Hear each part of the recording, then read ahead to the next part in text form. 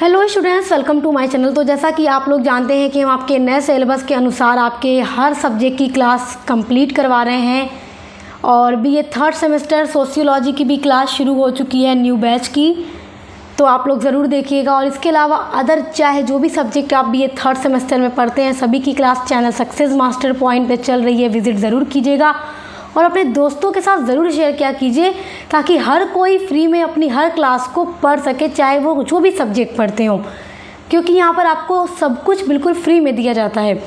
और आप लोग लाइक कमेंट तो ज़रूर किया कीजिए और सब्सक्राइब करना मत भूला कीजिए, क्योंकि यहाँ पर आपको अपने बीए से रिलेटेड 3 सालों तक इन्फॉर्मेशन मिलती रहेगी, क्लास मिलती रहेगी और मॉडल पेपर की वीडियोस मिलती रहेंगी। और बच्चे यहाँ से पढ़ के जाते हैं और पूरे अंक ले आते हैं, बहुत अच्छे मार्क्स लाते हैं, तो आप भी ले आएंगे क्योंकि बहुत आसान भाषा में आपको यहाँ पर पढ़ाया जाता है। देखिए, बीए थर्ड सेमेस्टर समाज शास्त्र में आपको भारत में सामाजिक परिवर्तन और सामाजिक आंदोलन पढ़ना है। तो यूनिट नंबर 1 पर ऑलरेडी 2 वीडियोस मैंने अपलोड कर दी हैं जो कि बहुत इंपॉर्टेंट हैं आपके लिए। वहाँ से आपके एग्जाम में 2 से 3 क्वेश्चन ज़रूर बन जाएंगे। और आज का ये जो टॉपिक है इसमें हम पढ़ेंगे प्रौद्योगिकी। ओहो, बाय मिस्टेक, ओके, चलिए प्रौद्योगिकी का अर्थ पढ़ेंगे हम और प्रौद्योगिकी किस तरह से समाज में परिवर्तन लाता है और या सामाजिक जीवन में किस तरह प्रौद्योगिकी जो है अपनी भूमिका या क्या प्रभाव डालता है वो हम देखेंगे आज की वीडियो में। और आपके एग्जाम के लिए ये मोस्ट इम्पॉर्टेंट क्वेश्चन है। बीए थर्ड सेमेस्टर समाज शास्त्र के यूनिट नंबर 1 का ही ये टॉपिक है, पार्ट 3 है। ये आपको पढ़ना बहुत ज़रूरी है क्योंकि यहाँ से क्वेश्चन ज़रूर बनता है, इसलिए मैंने सोचा कि इस पर भी वीडियो बना दूँ, फिर इसके बाद हम लोग आपका यूनिट नंबर 2 शुरू करेंगे।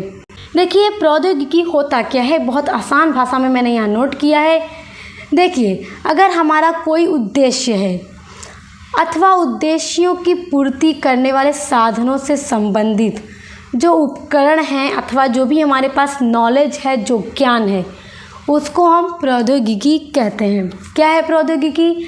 अगर देखिए आपका कोई उद्देश्य है तो आप उसको पूरा कर लें। चलिए मान लेते हैं कि आपको बहुत गर्मी लगती है तो आपको चाहिए एसी।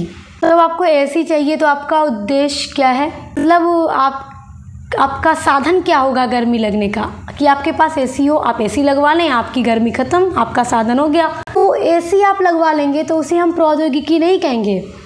आपका उद्देश्य की पूर्ति करने का जो साधन होगा या जो उपकरण या ज्ञान होगा उसे प्रौद्योगिकी कहते हैं। जैसे एसी आपने लगवा ली, एसी बनाई किसने? बनाने के लिए किसी व्यक्ति के पास नॉलेज रहा होगा, ज्ञान रहा होगा और उसके लिए उसने कुछ उपकरणों का यूज़ किया, अलग अलग उसके पार्ट्स को जोड़कर उसने बनाई एसी, तो उसे हम प्रौद्योगिकी कहते हैं। हमारे उद्देश्यों की पूर्ति करने वाले जो साधन होते हैं या जो उपकरण होते हैं, जो ज्ञान होते हैं, उसे हम प्रौद्योगिकी कहते हैं। यानी हमें हाथ से कपड़ा नहीं धुलना है, हमें वॉशिंग मशीन से धुलना है, तो वॉशिंग मशीन की नीड हमें है, तो क्या हम कहेंगे हमें वॉशिंग मशीन की ज़रूरत थी, हमने ले ली, ये हमारा प्रौद्योगिकी हो गया? नहीं। वॉशिंग मशीन को बनाने के लिए जो पार्ट्स यूज़ किए गए, जो ज्ञान यूज़ किया गया, उसको हम प्रौद्योगिकी कहते हैं। इसका तात्पर्य है कि जो साधन हमारे उद्देश्य की पूर्ति करते हैं उन्हें प्रौद्योगिकी नहीं कहा जाता, बल्कि उन साधनों का निर्माण करने वाले उपकरण या ज्ञान को प्रौद्योगिकी कहा जाता है। कि उस साधन का निर्माण कैसे होगा, हमें गर्मी लगती है, एसी का निर्माण कैसे करें, तो एसी का निर्माण करने के लिए हमारे पास ज्ञान होना चाहिए, हमारे पास उपकरण होना चाहिए और हमने बना दिया तो वो प्रौद्योगिकी कहलाएगा। आई होप अब आप समझ गए होंगे। प्रोफेसर सरन के अनुसार एक डेफिनेशन है। प्रोफेसर सरन प्रौद्योगिकी के बारे में लिखते हैं कि किसी उद्देश्य अथवा उद्देश्यों की पूर्ति के लिए अप्रत्यक्ष तथा उच्च श्रेणी के साधनों की व्यवस्था को हम प्रौद्योगिकी कहते हैं।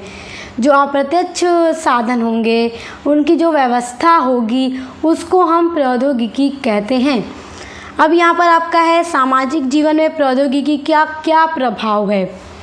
देखिए, यहाँ भी प्रौद्योगिकी होगा, तो प्रौद्योगिकी का प्रभाव क्या है सामाजिक जीवन में, तो आइए अब इसको देखते हैं। आपके एग्ज़ाम के लिए वेरी इम्पॉर्टेंट है ये। सामाजिक जीवन में प्रौद्योगिकी का जो प्रभाव पड़ता है उसमें पहला पॉइंट है सामुदायिक जीवन का ह्रास। यानी जो समुदाय बन के रहते थे, लोग मिलकर रहते थे, उस ज़िंदगी में ह्रास आ गया, कमी आ गई।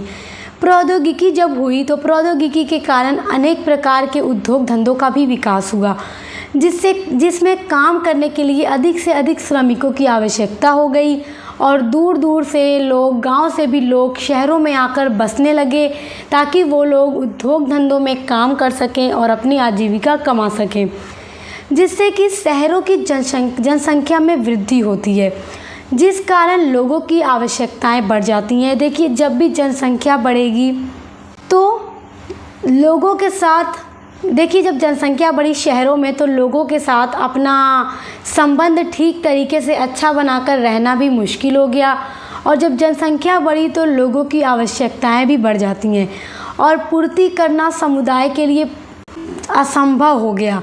यहाँ पर देखिए, और पूर्ति करना समुदाय के लिए संभव नहीं हो पाता। ठीक है, यहाँ पर पूरी करना, वो तो पूर्ति करना हमने लिख ही दिया, ठीक है, बाय मिस्टेक मैंने उसको रिपीट कर दिया। पूर्ति करना समुदाय के लिए असंभव हो जाता है, जिससे हम की भावना का विलोप यानी समाप्ति हो जाती है। यानी कि पहले के लोगों में हम की भावना थी, लोगों की मदद करने की भावना थी, लेकिन जब जनसंख्या बढ़ेगी तो लोगों की जब अपनी ही आवश्यकता नहीं पूरी हो पाएगी तो लोग क्यों दूसरों पर ध्यान देंगे।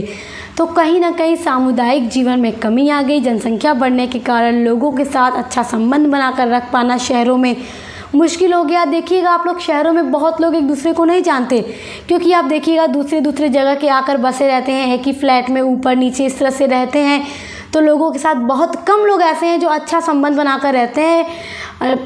ज़्यादातर तो नहीं रहते, अपने काम से ही काम रखते हैं, जिससे कि सामुदायिक जीवन का ह्रास हो गया प्रौद्योगिकी के कारण ही। दूसरा है व्यक्तिवाद की भावना का विकास। व्यक्तिवाद की भावना का विकास, ओके। देखिए, सामुदायिक जीवन में जब ह्रास हो गया तो व्यक्तिवाद की भावना का भी विकास होता है। हर व्यक्ति खुद की प्रतिष्ठा बनाने के लिए दूसरों के हितों की परवाह नहीं करता, क्योंकि जब सामुदायिक जीवन में ह्रास आया तो व्यक्तिवाद की भावना का जन्म हुआ और हर व्यक्ति ने अपने बारे में सोचना शुरू कर दिया। अपनी आर्थिक स्थिति को अच्छा बनाने के लिए वो दिन रात प्रयास करने लगा, मेहनत करने लगा, और अपनी प्रतिष्ठा समाज में अच्छी बनाए रखने के लिए वो दूसरों के भी हितों की परवाह नहीं करता कि दूसरों को उससे तकलीफ़ होती है या नहीं होती, उसको फ़र्क नहीं पड़ता। उसे बस अपना काम सीधा करना है, दूसरे लोग का हो या ना हो।